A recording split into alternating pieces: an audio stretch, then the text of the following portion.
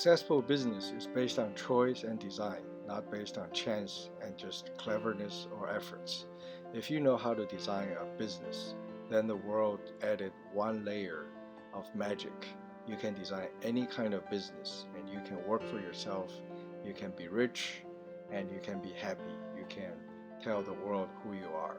Let me explain to you how to design a business in plain words. Hello, my name is Cheng Liu. I'm a serial entrepreneur. I am passionate about teaching startup entrepreneurs how this process works so that your success would come earlier, would come bigger. This is the second part of a series. I earlier talked about the 4 steps to build a startup business. Keep in mind that to start up a business is not just to establish a company. Establishing a company does not guarantee anything. And if you like to review some of the contents, I will put up a link at the end of this video.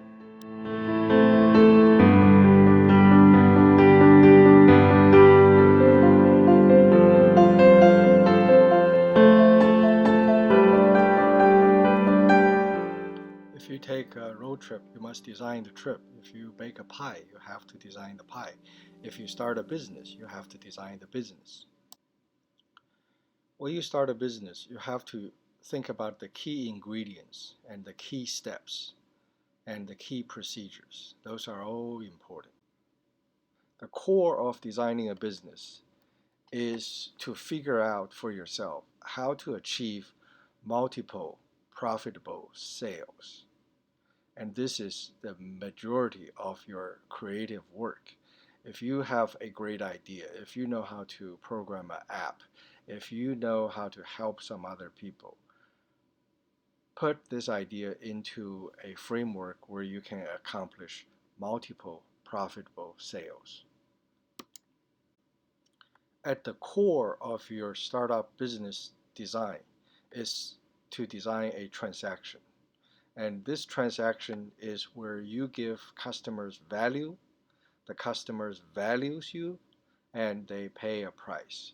It's like the customer tipping you. You give customers a value worth of 10 and they will pay you $1, okay? And hopefully your cost is 99 cents, so you make 1 cent for each transaction. Now you have to build a barrier. This is where technology and IP and know-how comes in. You have to put a barrier up so that nobody else can steal your relationship with your customer.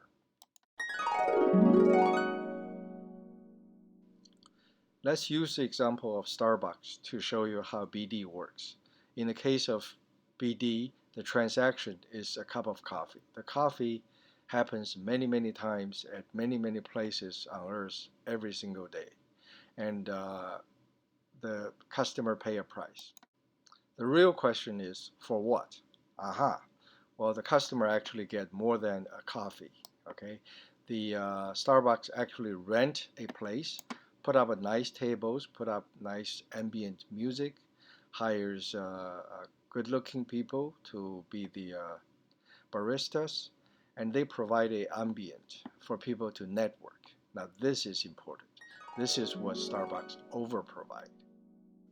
Well, many people say Starbucks coffee is expensive.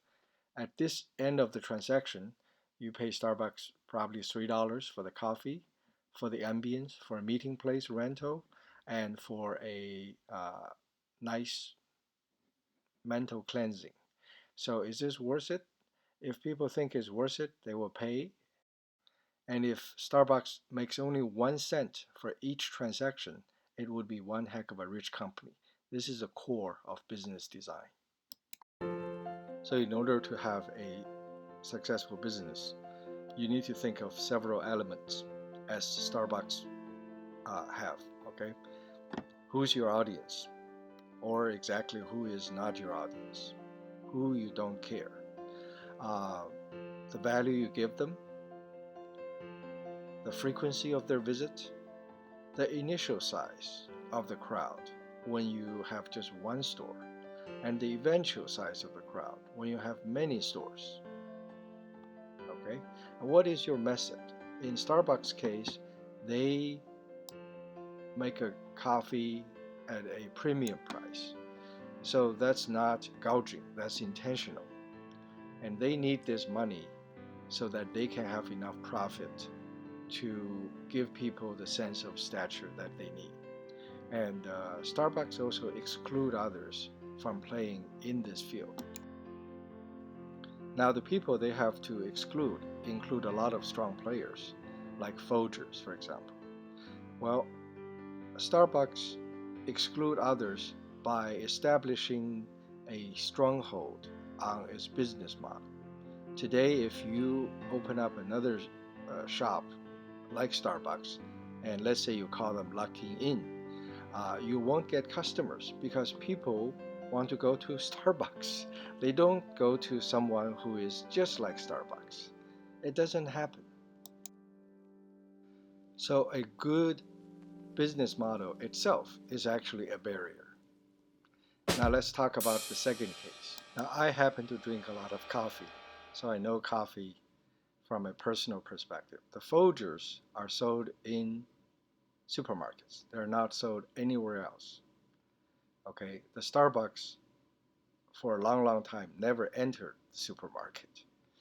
Okay, and another competition for Starbucks is Dunkin' Donuts. Dunkin' Donuts was there before Starbucks was formed.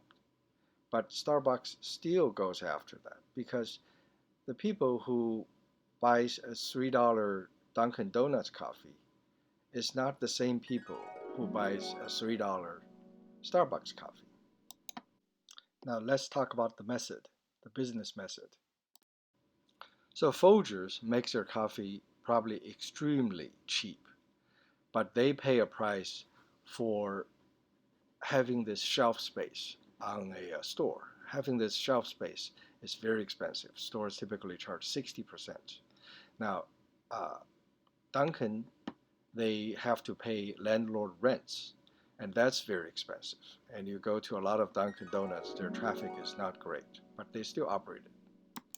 When people talk about being original and being daring to be different, this is what people are talking about. A good business design is virtually uncopyable.